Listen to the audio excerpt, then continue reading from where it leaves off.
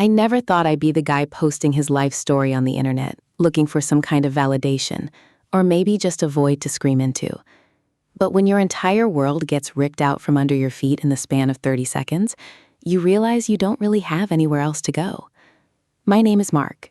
I'm 32. I work in corporate logistics here in Chicago. And up until about 3 months ago, I thought I had the perfect American dream completely figured out.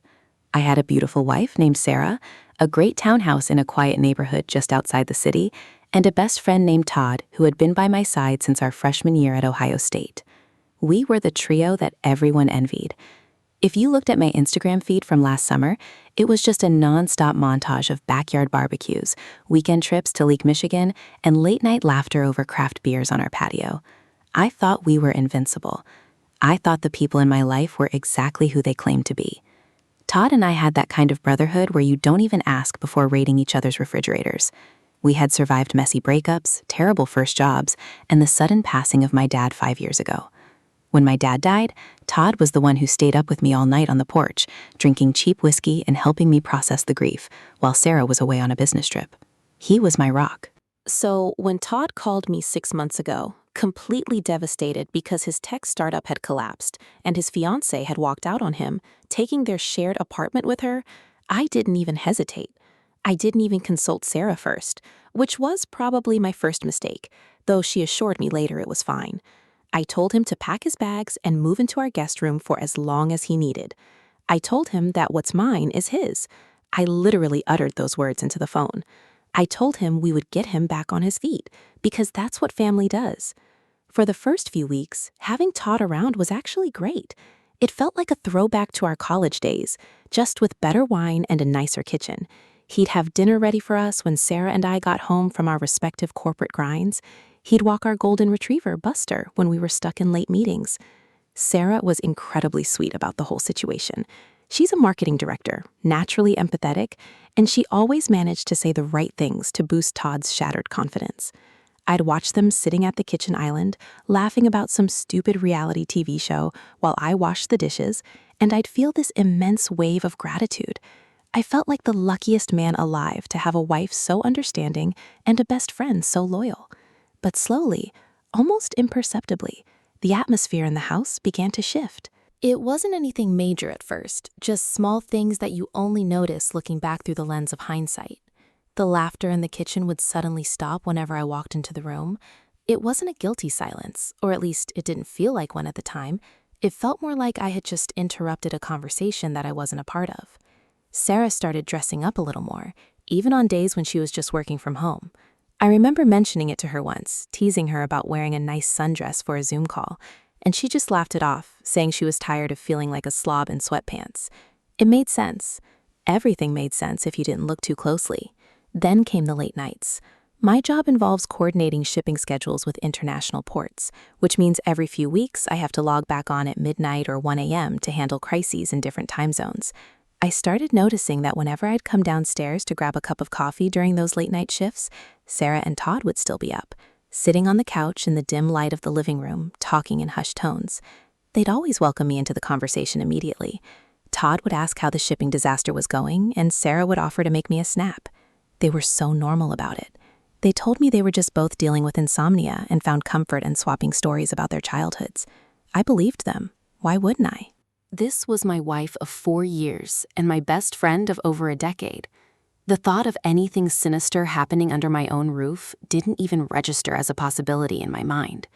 It would have felt like paranoia, like a sickness in my own head. The breaking point started on a Tuesday in mid-October. I was scheduled to fly down to Atlanta for a 3-day logistics conference. It was a big deal for my career, a chance to secure a promotion I'd been chasing for 2 years. Sarah helped me pack my bags, kissing me deeply at the front door and telling me how proud she was of me. Todd gave me a solid bro hug, telling me to go crush it and that he'd keep an eye on the house and Buster while I was gone. I drove to O'Hare Airport feeling like I was on top of the world. I checked into my hotel in Atlanta, went through the first day of seminars, and grabbed dinner with some industry colleagues. Everything was going exactly according to plan. But by Thursday afternoon, the conference schedule fell apart. The keynote speaker got severely ill, 2 major panels were canceled, and the organizers decided to wrap things up a day early. Most people decided to stay in Atlanta and drink at the hotel bar, but all I wanted was to get home. I wanted to surprise Sarah, take her out to that expensive Italian place downtown she'd been dying to try, and just sleep in my own bed.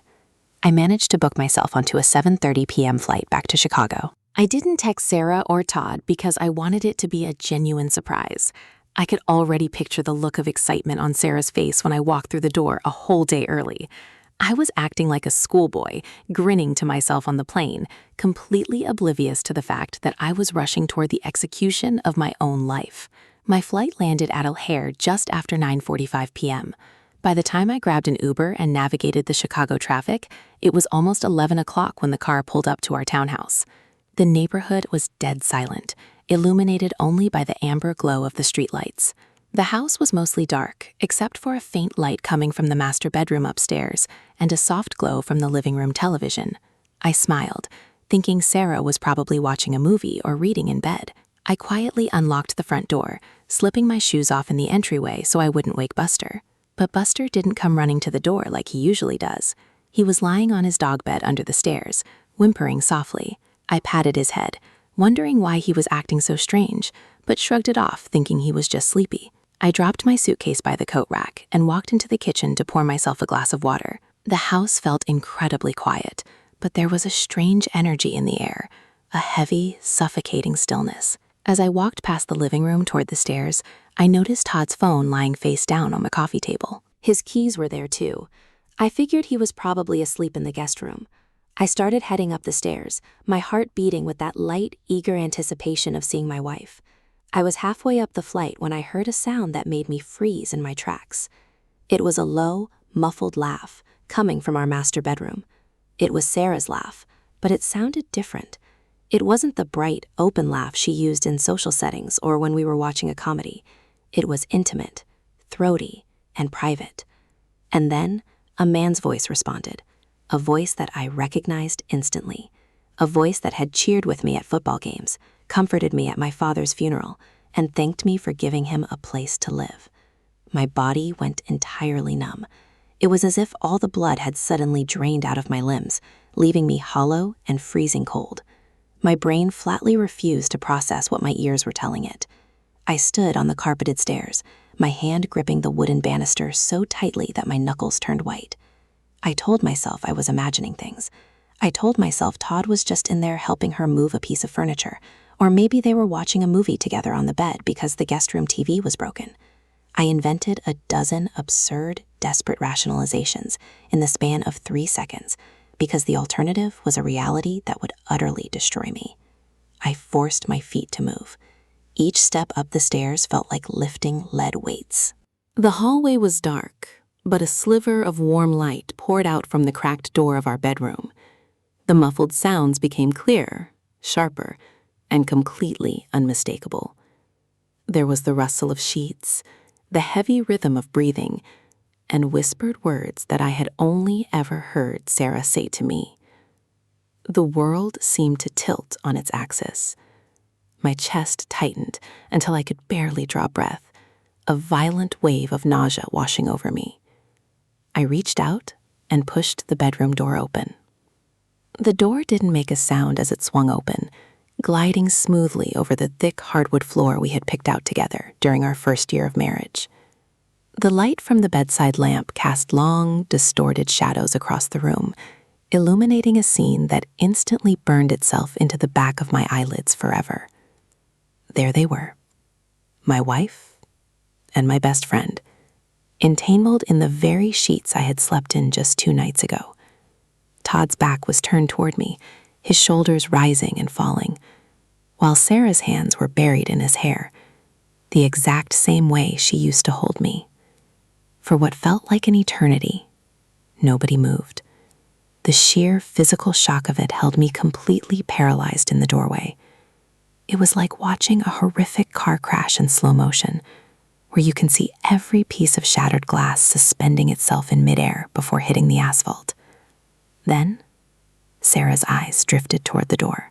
The casual, euphoric smile on her face vanished instantly, replaced by a look of such raw, unadulterated terror that her features became completely unrecognizable. She let out a sharp, choked gasp, her body locking up beneath him. Todd froze, sensing the sudden shift in her energy, and slowly turned his head over his shoulder. When his eyes met mine, the color drained from his face so fast I thought he might faint. He scrambled backward, tumbling off the side of the bed and scrambling to pull his clothes off the floor in a desperate, pathetic panic. "Mark," Sarah stammered, her voice shaking violently as she pulled the duvet up to her chin, clutching it like a shield. "Mark, oh my God, you're home early." It was the most absurd, insulting line she could have possibly uttered. The sheer banality of it broke the icy spell that had locked my muscles in place. The numbness evaporated, replaced by a sudden, boiling wave of heat that rushed from my chest straight to my temples. I could hear my own pulse thumping like a bass drum in my ears. I didn't scream. I didn't yell. My voice, when it finally came out, was dangerously quiet, hollowed out by a rage so deep it felt entirely alien to me. "Get out," I said, staring directly at Todd. Todd was frantically shoving his legs into his jeans, nearly tripping over himself as he bounced on one foot against the dresser. "Dude, Mark, look man, let me explain."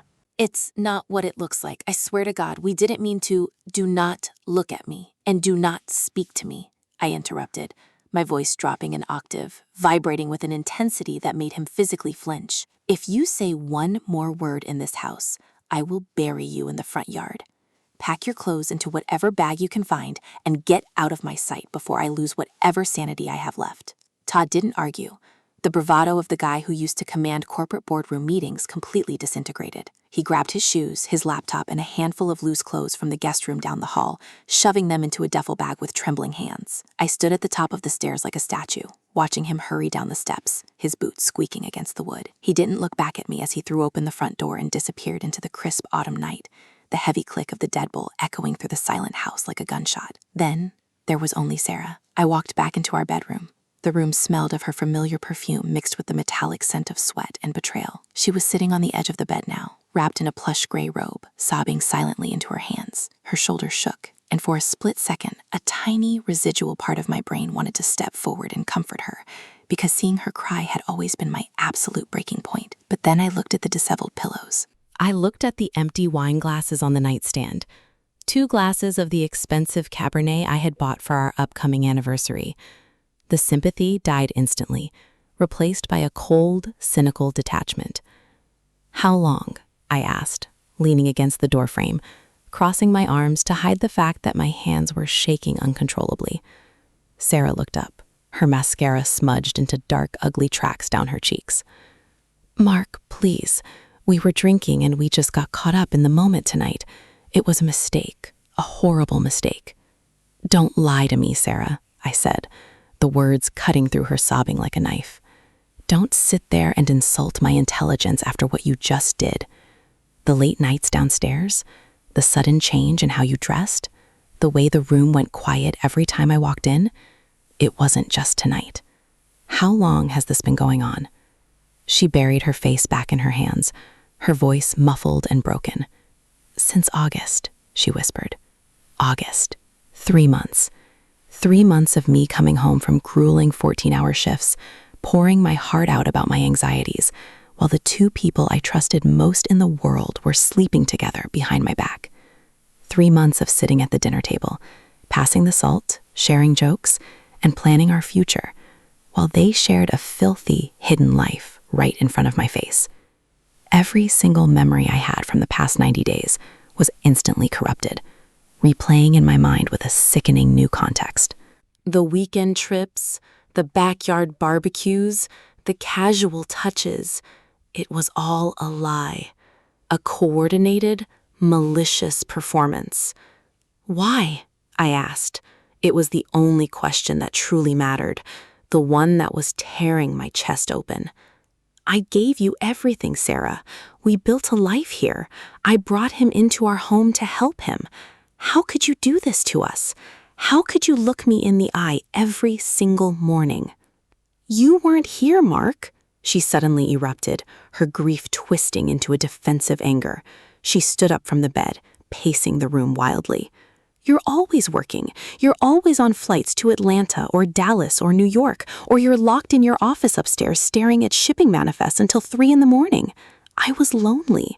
I was sitting in this massive, empty house by myself every single day. And Todd was actually here. He listened to me. He looked at me like I actually mattered. The sheer audacity of her shifting the blame to my work ethic hit me like a physical blow. I let out a harsh, humorless laugh that sounded more like a bark. I was working to pay for this townhouse, Sarah. I was working to pay off your student loans, to fund the vacations we took, to build a retirement for us. I was working because I thought we were a team, building a future. If you were lonely, you talk to your husband.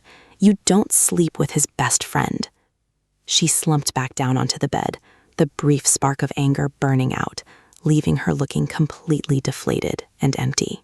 I know, she sobbed, her voice dropping to a desperate whisper. I know it's unforgivable. I hate myself, Mark. I swear to you, I hate myself. Please, just tell me what I need to do. We can go to marriage counseling, we can sell the house, we can start over anywhere you want. Just please don't leave me. I looked at her, really looked at her, and realized for the first time that the woman standing in front of me was a complete stranger.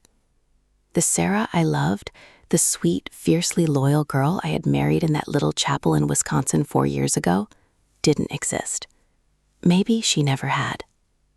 There is no starting over, I said, my voice completely flat, devoid of any anger or emotion.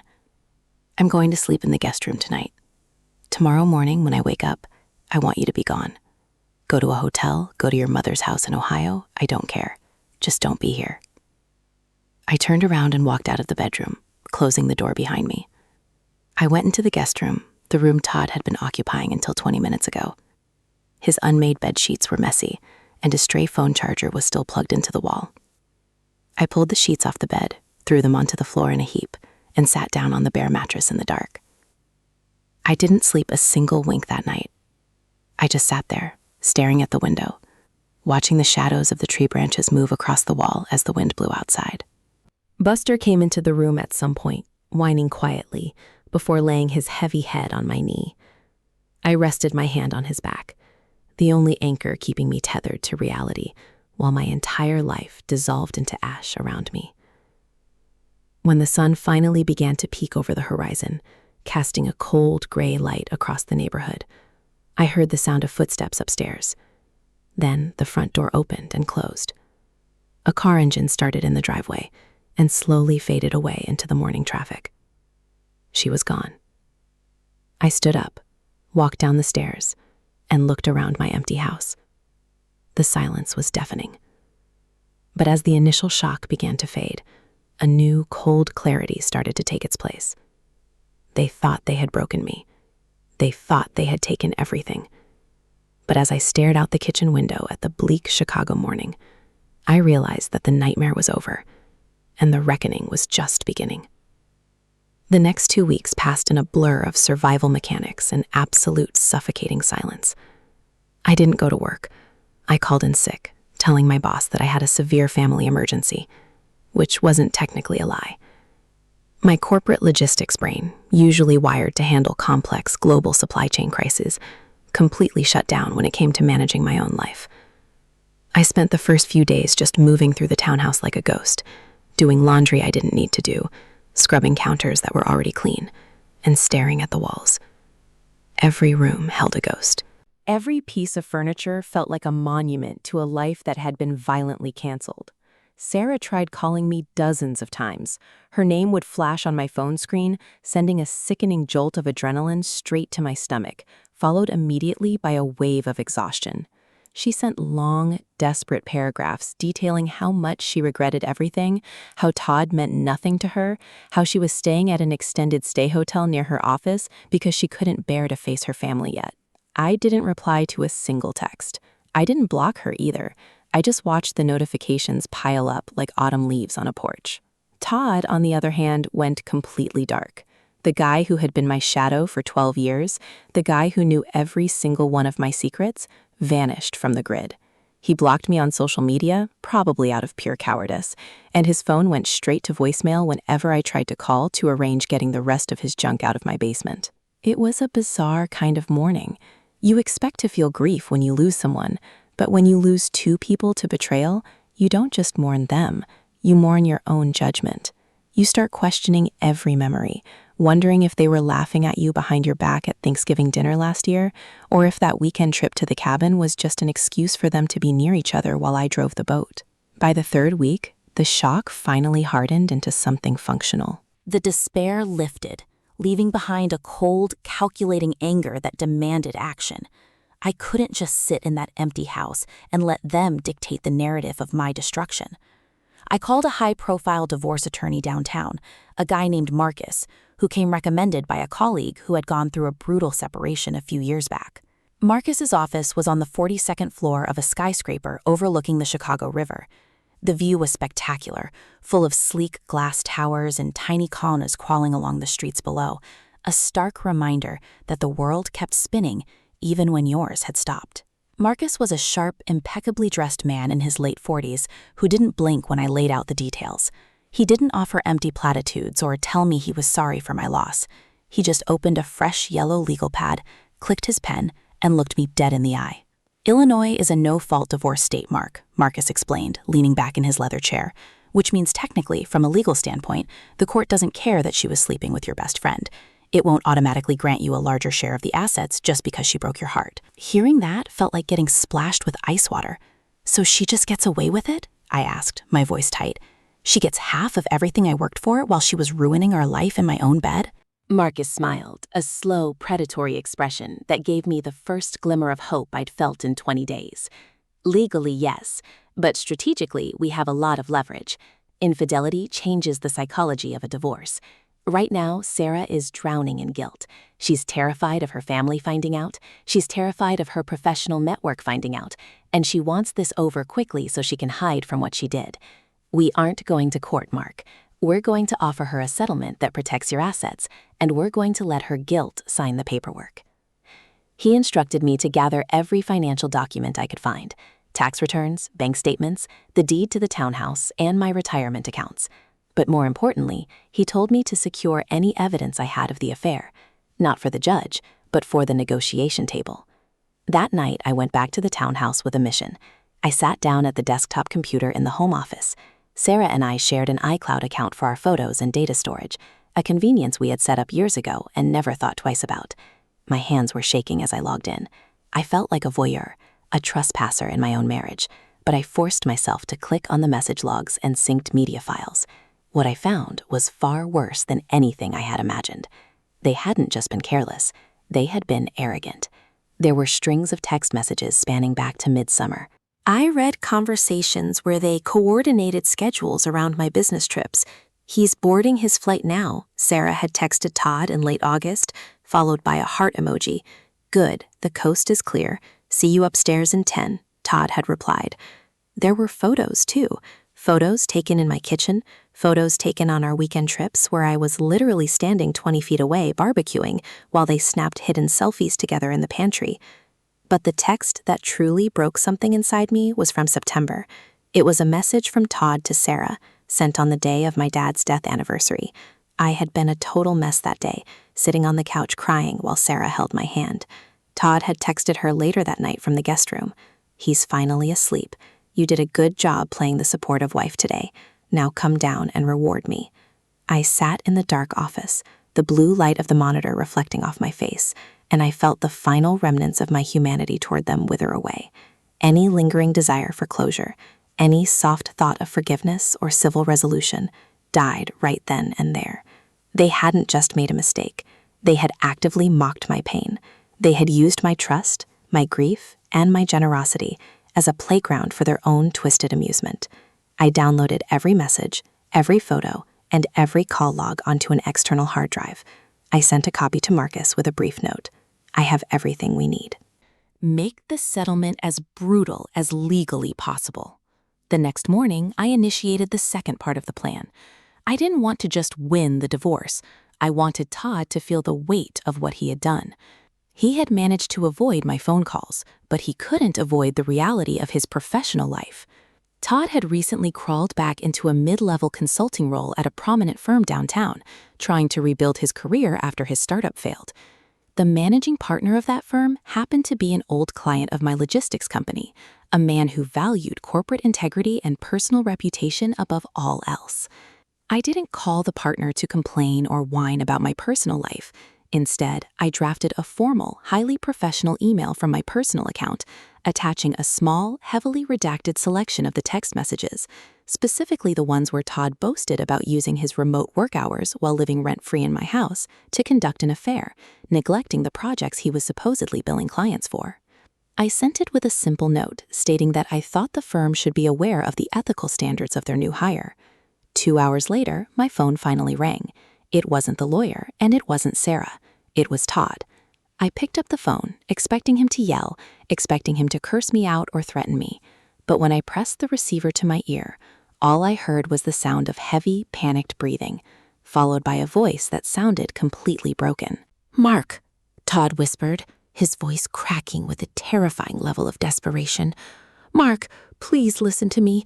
You've just ruined my life. I just got escorted out of the building by security. I've been fired, Mark. Nobody in the city will ever hire me again. Please, man, tell me you didn't do this." I leaned back in my kitchen chair, looking out at the patio where we used to drink beers together, and for the first time in 3 weeks, I felt a cold, calm smile spread across my face. I let the silence hang over the line for a long, agonizing moment, listening to the ragged sound of Todd's breathing on the other end. He was waiting for me to yell, waiting for me to justify what I had done so he could play the victim or find a loophole in my anger, but I didn't give him that satisfaction. "You did this to yourself, Todd," I said, my voice as steady and cold as a winter morning. "You sat in my house, ate my food, and slept with my wife. You mocked my dad's memory on the day I was grieving him. Did you really think you were going to walk away from that with your life intact?" "Mark, come on, I have no money," he pleaded, his voice escalating into a pathetic, high-pitched whine. "My startup failed, my fiancé left me, and now this? I have nowhere to go. I'm going to lose my car. I can't pay rent anywhere. I'm ruined." "Then I guess you should have thought about that before you laid down in my bed," I said quietly. "Don't ever call this number again." I hung up the phone before he could reply, blocking his number instantly. A profound sense of finality washed over me. It wasn't the explosive, triumphant satisfaction you see in movies. It was just a quiet, heavy realization that the scales were finally beginning to balance out. 2 days later, Marcus called me into his office to sign the final divorce paperwork. Sarah had capitulated entirely. When faced with the mountain of evidence we possessed and the implied threat of that evidence being made public to her conservative family and her corporate employers, her defense crumbled. She didn't fight for the townhouse, she didn't fight for my retirement accounts, or the savings we had built up. She signed away her rights to everything, choosing to preserve whatever dignity she had left rather than engage in a public legal bloodbath she knew she would lose. I stood in the lobby of the high-rise after signing the papers, holding a copy of the settlement in my hands. By law, the marriage was officially over. In the eyes of the state of Illinois, Sarah and I were strangers again. I drove back to the townhouse that evening, the sun setting in a brilliant fiery orange over the Chicago skyline. The house was empty, just as it had been for the last month, but for the first time, the silence didn't feel heavy or suffocating. It felt clean. It felt like a blank canvas. I walked upstairs to the master bedroom. I spent the next 3 hours packing up every single reminder of Sarah's existence. Her clothes, her makeup, the books she read, the framed photos of our wedding day. I stuffed it all into heavy black garbage bags. I carried the bags down to the garage and threw them into the back of my SUV. I didn't cry. I didn't look at the photos. I just moved with the efficient, detached precision of a man cleaning out a storage unit. The next morning, I loaded Buster into the front seat, backed the car out of the driveway, and drove straight to a donation center on the south side of the city. I dropped off the bags, watching the volunteers wheel them away into a back room, and felt the last tether to my past life snap completely. On the way home, I stopped at a local hardware store and bought a can of bright white paint, a set of rollers, and a brand new mattress. I spent the entire weekend transforming the master bedroom, stripping away the dark, dramatic colors we had chosen together, and replacing them with clean, bright, minimalist tones. I assembled the new bed frame myself, using my own tools, and laid out fresh sheets that had never known the touch of betrayal. It's been 3 months since that Tuesday night I came home early from Atlanta. Todd left Chicago entirely. From what I've heard through old college acquaintances, he had to move back into his parents' basement in Ohio, completely broke, unemployed, and blacklisted from every major consulting firm in the region. His reputation is entirely destroyed, and the tight-knit circle of friends we shared since our university days has completely cut him off. He is a ghost in his own hometown. Sarah is still living in that corporate apartment downtown, throwing herself into her work to distract herself from the emptiness of her reality. She still texts me from a new number every few weeks, asking if we can just talk for 5 minutes, if I can ever find it in my heart to forgive her. I never answer. The greatest punishment I can give her is my absolute, permanent absence. Sometimes, late at night, I still sit on my patio with a beer, looking out at the quiet suburban street. I look at the empty space on the couch where Todd used to sit, and I think about how fragile our lives really are. We build these elaborate structures of trust, love, and security, completely blind to the fact that the people holding up the pillars are the very ones waiting for a chance to bring it all crashing down. But I'm not broken. My life looks vastly different than it did 6 months ago, and the scars I carry are deep and permanent. But they are my scars. I survived the worst betrayal a man can face from the people he loved most, and came out the other side entirely intact, holding the keys to my own future. One night changed my life forever, but it didn't end it. It just forced me to open my eyes.